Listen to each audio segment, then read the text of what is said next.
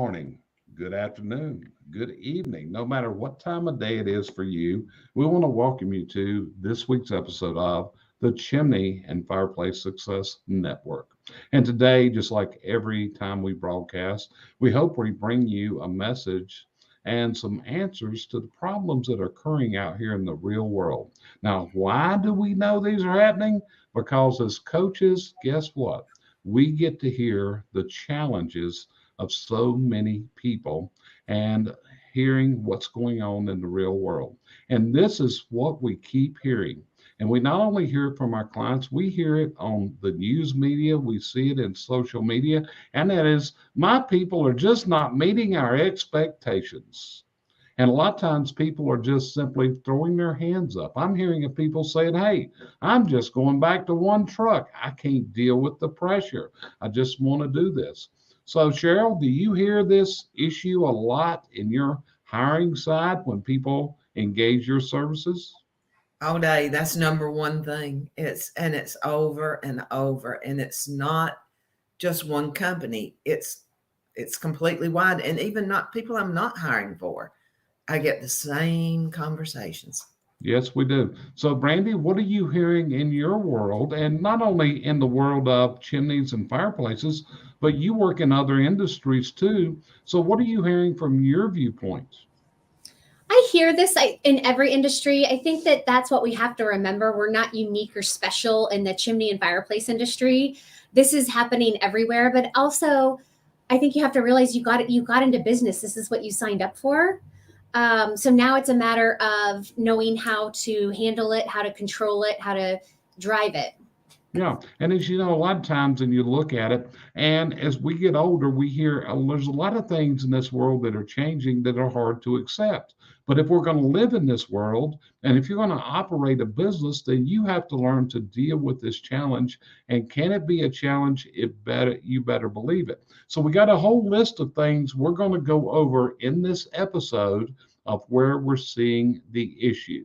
And the number one issue, I believe, is that starts this is what I'm going to call desperation hiring. We are so desperate to get a human body that can hopefully walk and talk and speak that will hire anybody when we drop the ball. And this is part of the problem in that of what we're going through here. So, Brandi, what's your thought? Are we seeing desperation hiring? Is that part of the problem? It's been an ongoing problem. I think though right now, I don't know that we're seeing it more. I think what's happening is I think the talent pool that's out there is not as great as it has been in the past. And so I think that is leading people to, well, I have no other choice. Yeah. And it's not like in the fast food and the grocery industry where they are implementing artificial intelligence. When we see all of the checkout counters where we check ourselves out now, because this is becoming prevalent. And people don't like this, but at the same time, they can't find a workforce. So what do? They set up a self-checkout counter. So Cheryl, what about you? Do you see people that even hire you that'll say, hey, just bring me a body, anybody. I'll take anything. Do you see that? A lot of times, and their only qualification they're looking for is, are they breathing?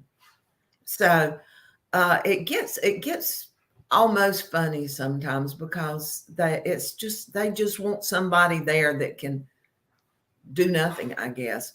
So I can't do it. As I go through the resumes, I've got to have some sort of something going on. But then again, some that I interviewed turn out to be just breathing, even though their resumes were good. They're just breathing, like the one I did the other day that was laying in bed. Mm-hmm. Yeah. Yeah. So you see all these different things. So desperation hiring, if you're doing that one, it's going to fall apart on you. You need to be aware. You got to have the right seed, which takes us to the next point, which is, where is the pond at that you're looking for these people? Are you looking in the same pond over and over again?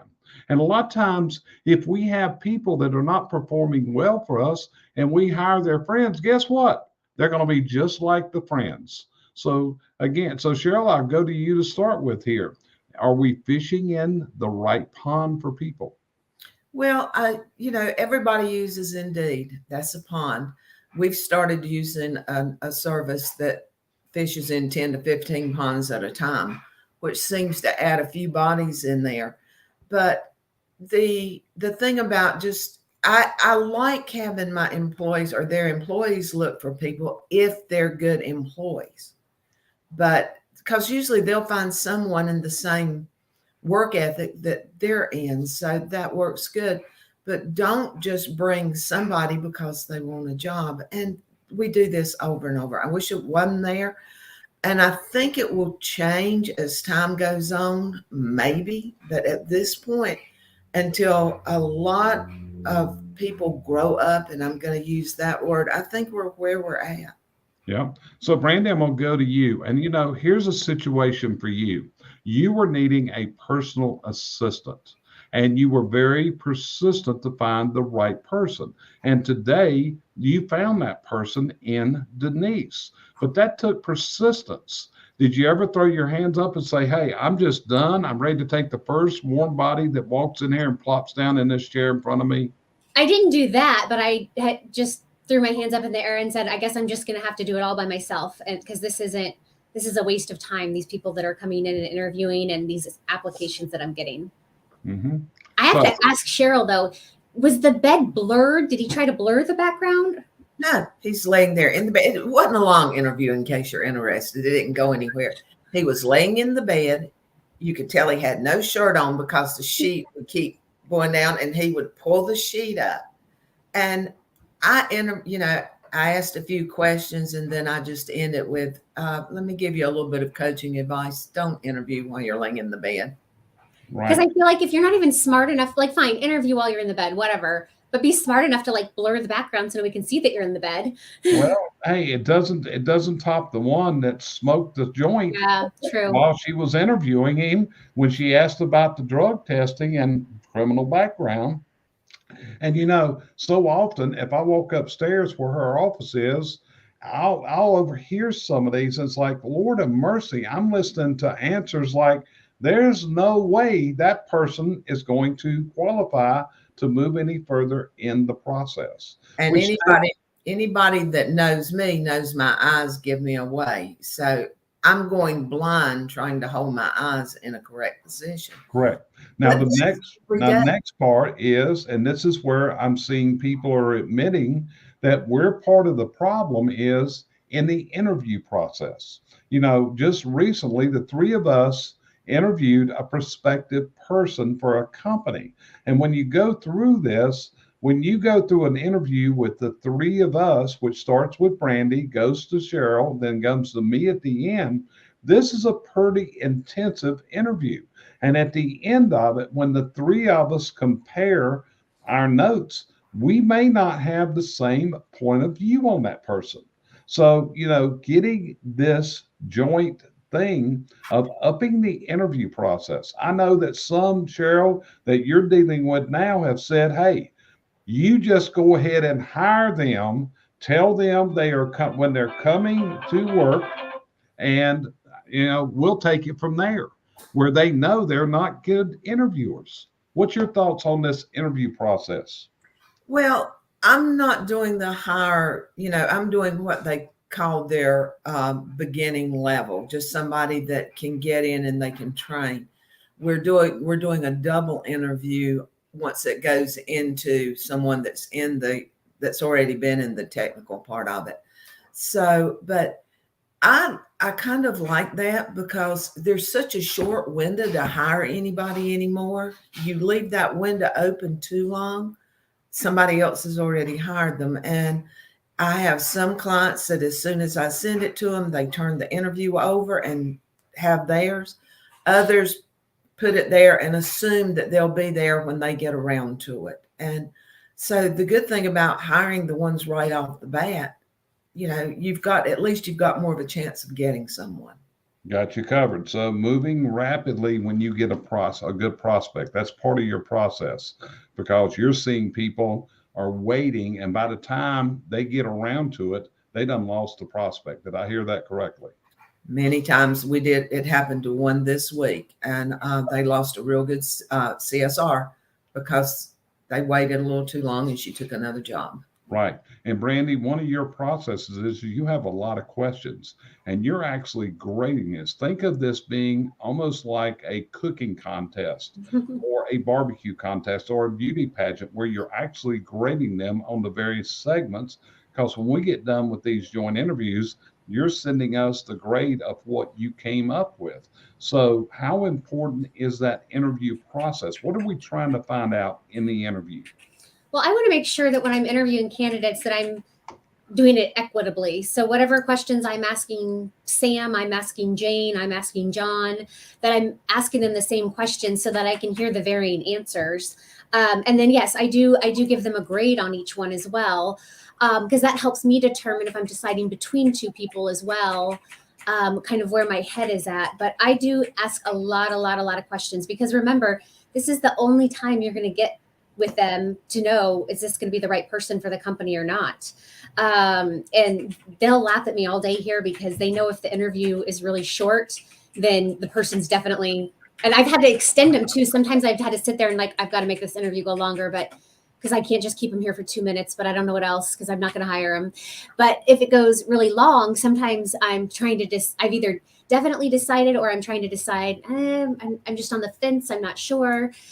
But I think those interview questions, and I like to do behavioral interview questions where I actually give them situations and see how would they handle that situation? How can they prioritize those tasks that I'm giving them so that I know if they're going to be a good fit? And remember that it's not just a good fit on paper, and it's not just a good fit in the interview. It's got to be a good fit for the rest of the team as well. So I could interview somebody that's excellent, but know right away they're not going to fit in with my team. Right.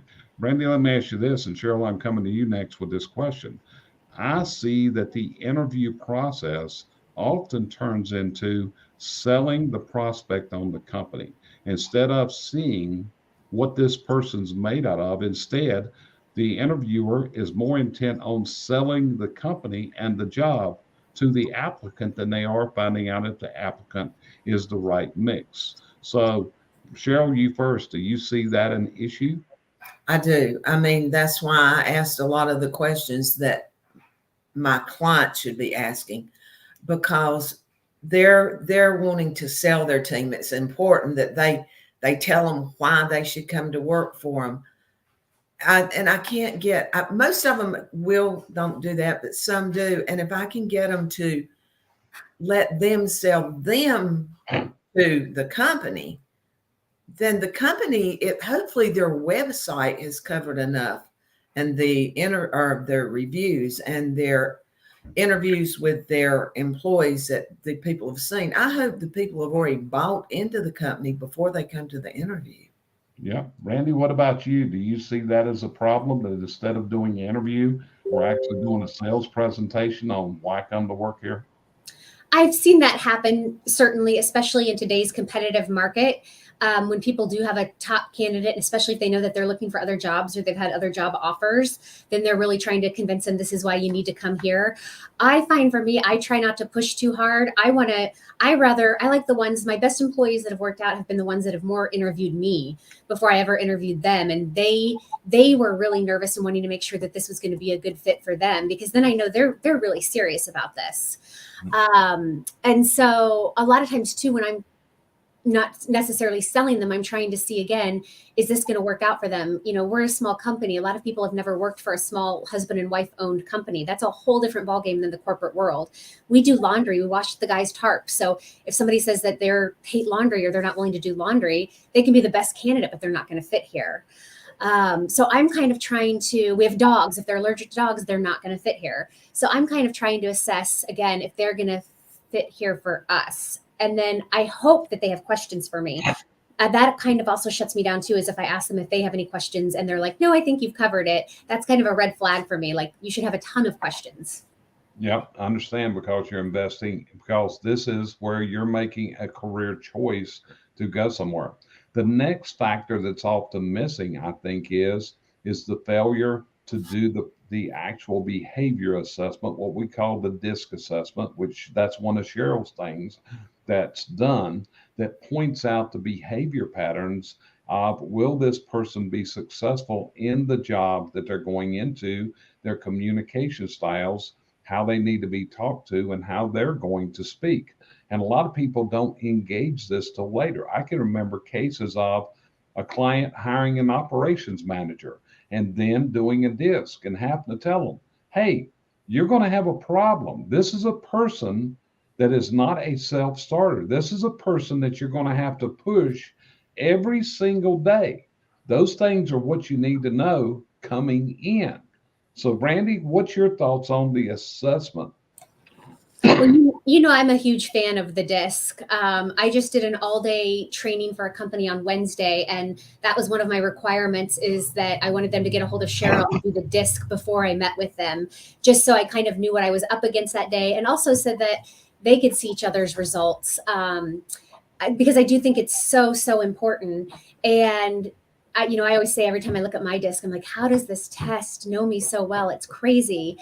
And I always have to give the disclaimer, like, look, I can't read into this. Cheryl's the disc expert. I can just tell you what surface level, what it says. But in my office, we have one of every letter, which I think makes it really nice. I think if I had 4 high Ds, we'd probably kill each other. Mm-hmm. Yeah, you would.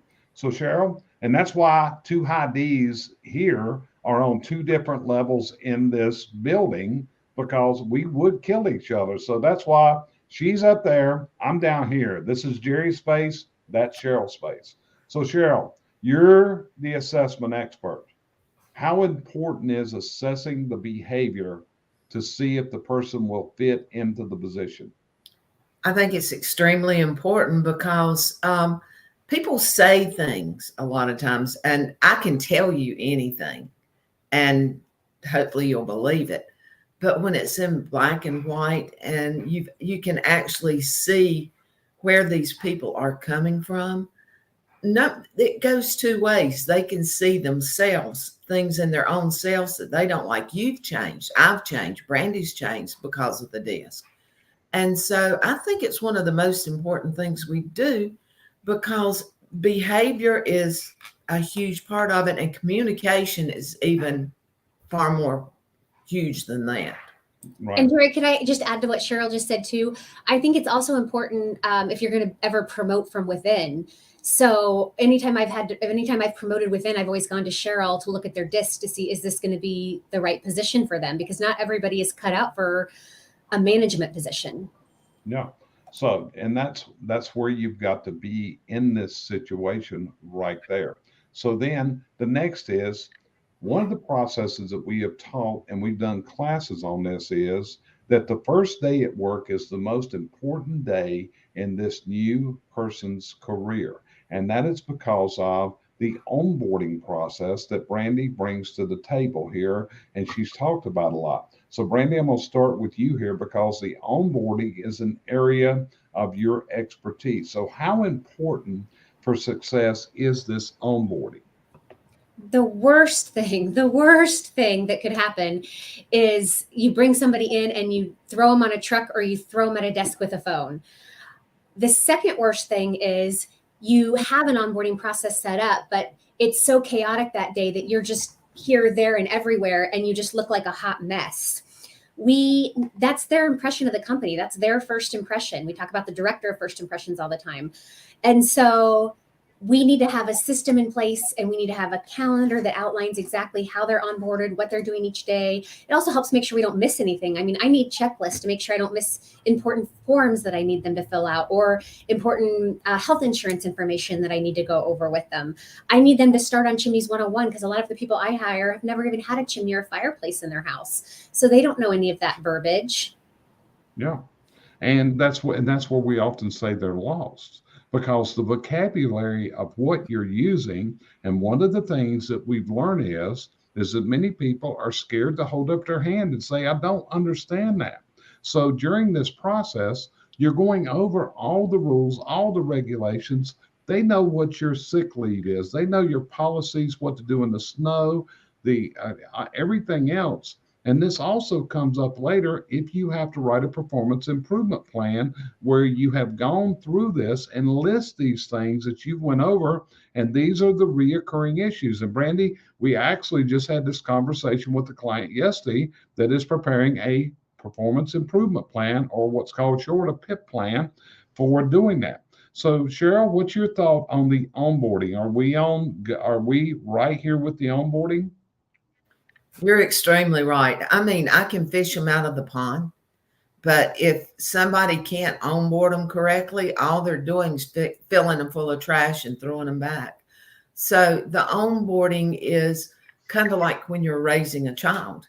You raise them when they're young. You teach them their ethics. You teach them what they need to do. I mean, we're teaching business, yes, but we give the little ones a skill of this is what we do, when and where. And that's actually what you're doing on the onboarding. You're teaching them as if you were teaching a child. Not that they are children, but that's the learning time for them. That's the time that they're indoctrinated into your company. And if you don't do it, they're just another person there, and they know they have no reason to stay. They can go somewhere else where they can be just another person. Correct. And Jerry, if I could piggyback again on what Sheryl said too, we started this conversation, this podcast, with it was going to be about employees not meeting expectations. But what we often find is those expectations were never set out. Maybe you had them in your head, but you never told them to the employee. And so that first day in onboarding is the best time to go over what are all those expectations. Just like you brought up, like, if you're going to be late, if you're going to be sick. So I think, honestly, when the employees aren't meeting the expectations, it's because either we haven't set out the expectations and made them clear, or we haven't held them accountable to the expectations. Dead on the money. And that goes down to the next part of this. We expect so often that people are going to learn everything by osmosis. In other words, I guess they're figuring there's this brain transfer. But what I want you to think about, if you're listening to us right now, how much information is between your ears? How much information is between your ears of how your people are supposed to do things? And this is part of the process of building the systems. And in our process, we see there are 3 ways to build the system. Number 1, get your butt down and write the systems. But the problem is nobody ever seems to get it done. They just don't happen. Number 2, we got a really good friend, Al Levy. He has done a templated set of systems, but it's going to require you to modify them and also improve on them and add your customization into them. Or the third process is we actually have a consultant that we can send into the company and visit with the company, and then they can construct the SOPs. And primarily that's going to get working with us to put this together, and then we roll them out to the company. So Brandi, you first. How important are these systems of operations? I mean, they're the guidebook, right? They're the manual. Just like you have an instruction manual for your dishwasher or your refrigerator, the SOPs are your instruction manual for how things need to go each day. Yeah. So that's part of it. So Sheryl, what's your thought on systems? And let's give an example here. There was a time some years ago, Sheryl, that we had to reinvent your manufacturing plant. And we had everything systematized, and we were up and running in less than 24 hours with a completely new workforce because of these systems. So what's your thought on the need for the systems? They're super, because there would have been no way I could took a full manufacturing plant, switched out all employees, actually one stay. I had one employee left out of the whole crew. 24 hours later, we were rocking and rolling. It was a little bit slower startup, but it started up. All we had to do, we didn't have to explain everything to everybody.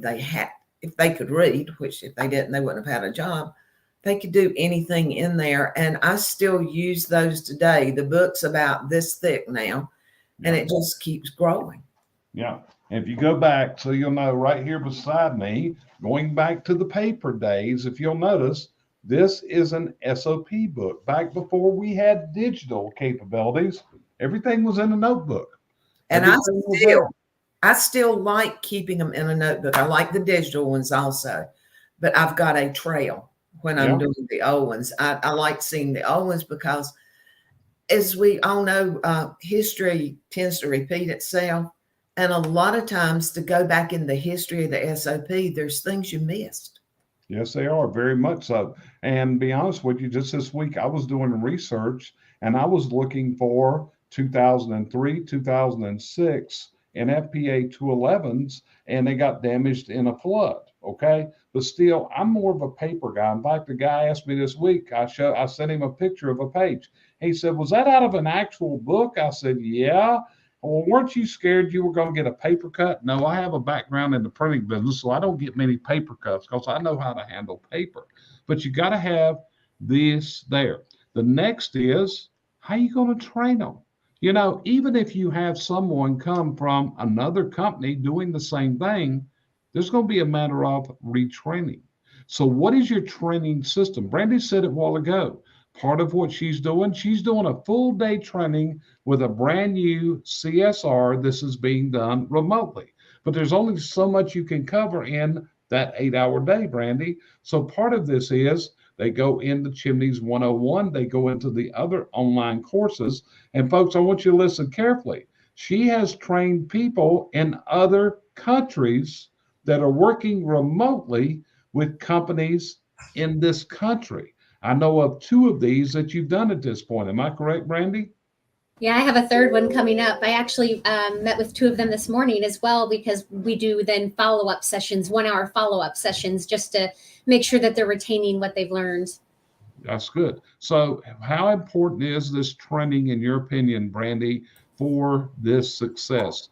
They've got to have this training. They can't learn it by osmosis. You agree? I agree. And again, you spend so much money to find somebody and hire somebody.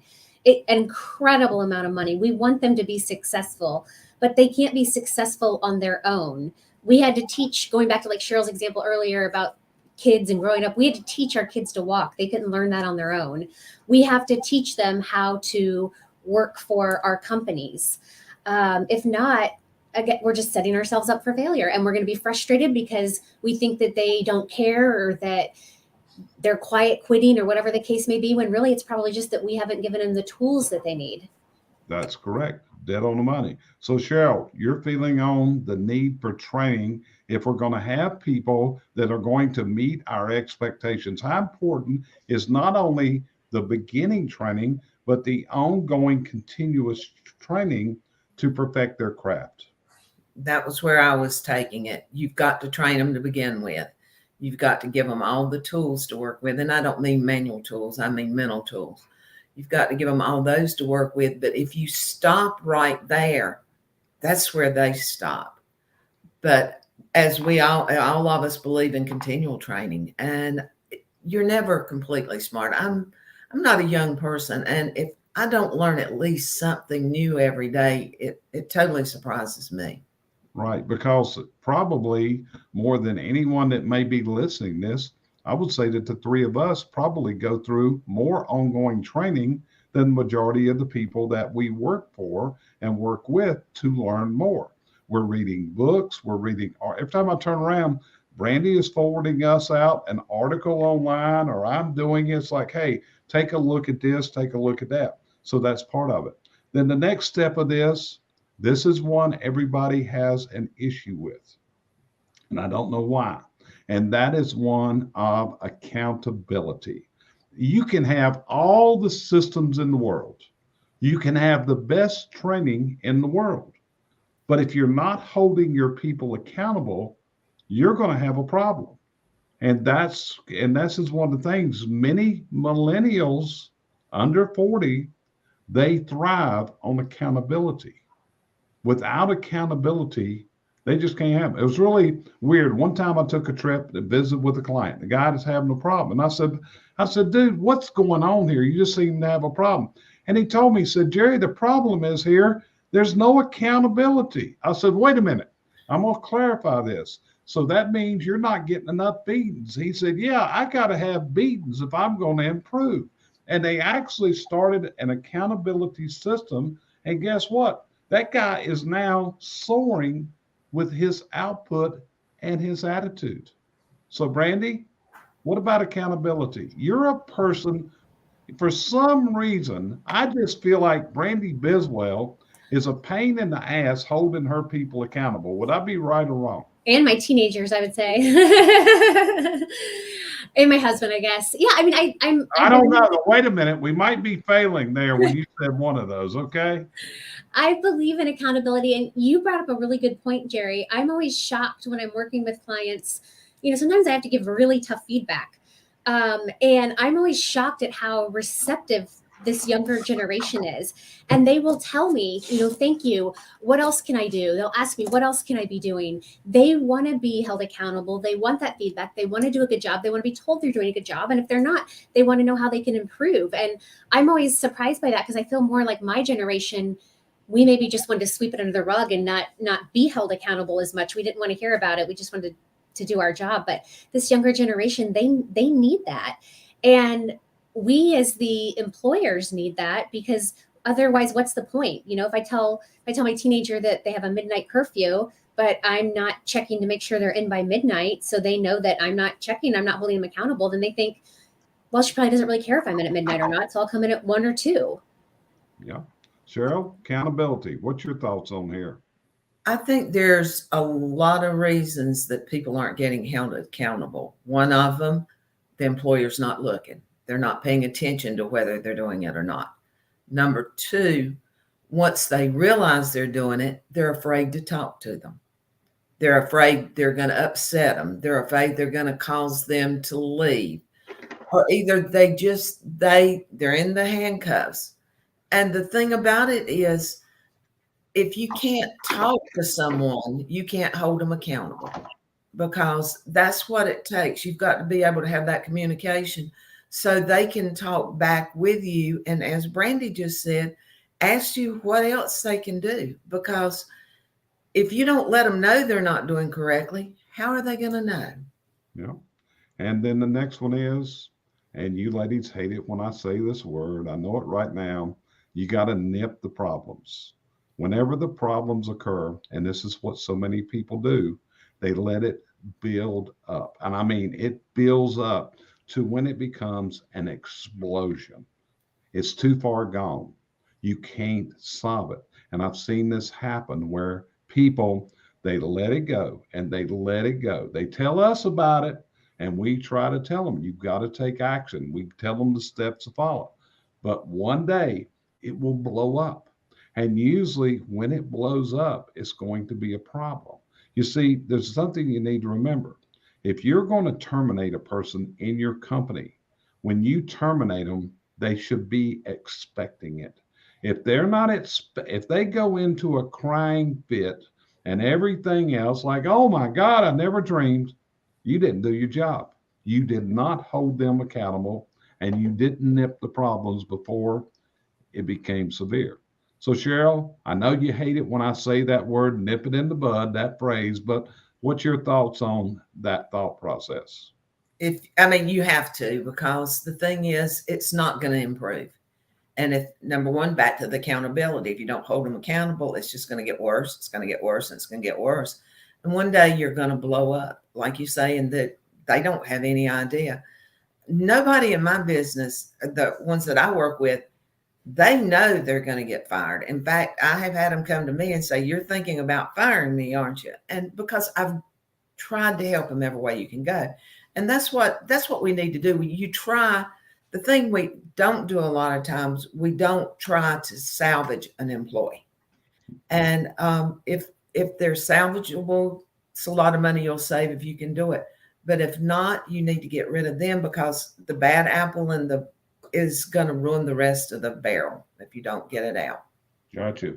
Brandi, what's your feeling on, you got to stop it before it becomes a major crisis? Well, I think when I talk to an employer about responding to a negative Google review, I always tell them, you're not responding to that person that wrote the review. They're done with. They're already gone. You're responding to all the people, your potential customers that are going to come behind them and read that.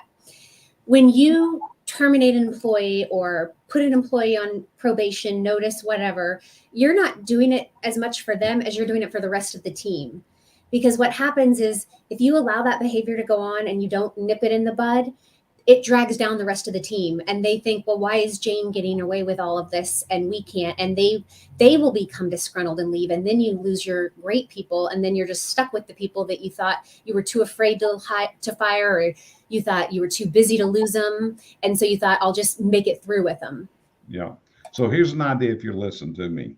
And this is one that I've suggested to people. In fact, I was having a client conversation this morning, and this is a process. You need to create a file, and this file becomes a diary. And what you're doing in this file, you're tracking when things are going wrong. Tracking and measuring is critical. But just like today is November the 18th, something went wrong. Someone, it's like I said, I had a discussion with another client, and Brandi, this is kind of minor, but they were at a job site. They needed a cotter key, okay? Simple little fastener. Lost an hour going to get the cotter key. And my question was, why do we not have an assortment of hardware that includes cotter keys on the truck? Because I found out this was not unusual. And he even admitted, Jerry, we're tracking this, but the problem is we're not doing anything with the data. Yeah, I know. I can watch your waste reports and I see the problem reoccur. So that's one of my suggestions is create a record, a diary, created on every employee that you have. And when you have a problem, you need to be noting it there. When did it happen? What were the circumstances and what did you do about it? Because this is the problem. People remember the last bad thing that they encountered. Right now, you can probably recall what happened this morning that was wrong a lot better than you can what happened on Monday morning of this week, because life has gone on. Brandi, you got any suggestions for people to get a handle on this? No, I 100% agree. My huge number one thing is documentation.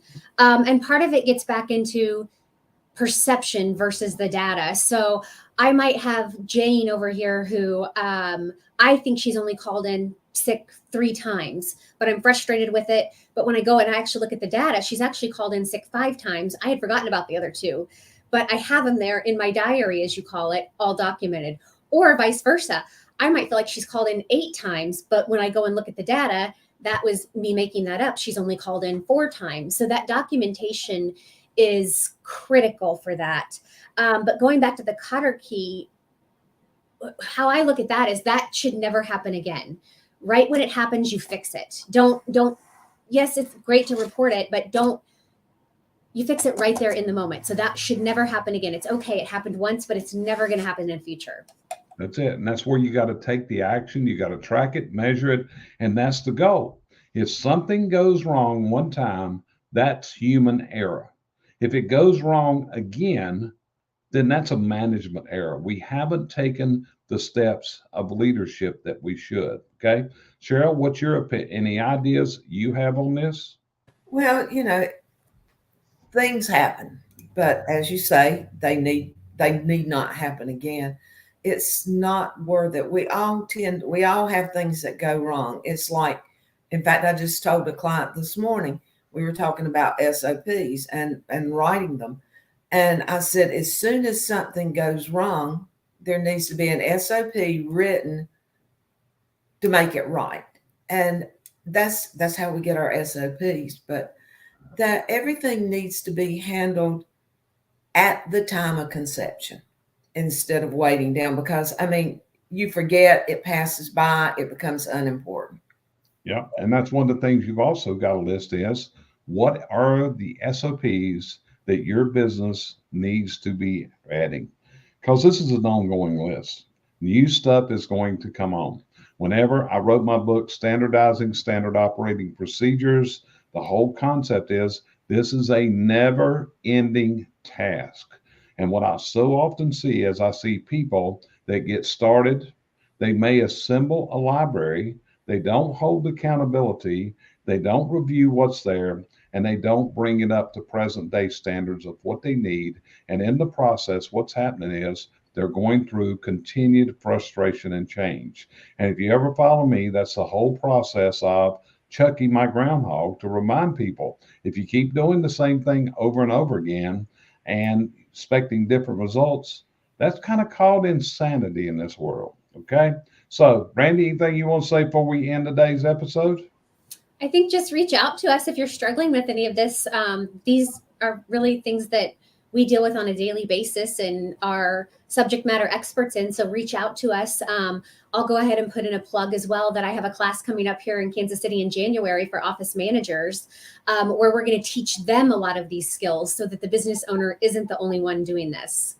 That's it. And that's where they're going to be able to delegate many of these duties down to someone else.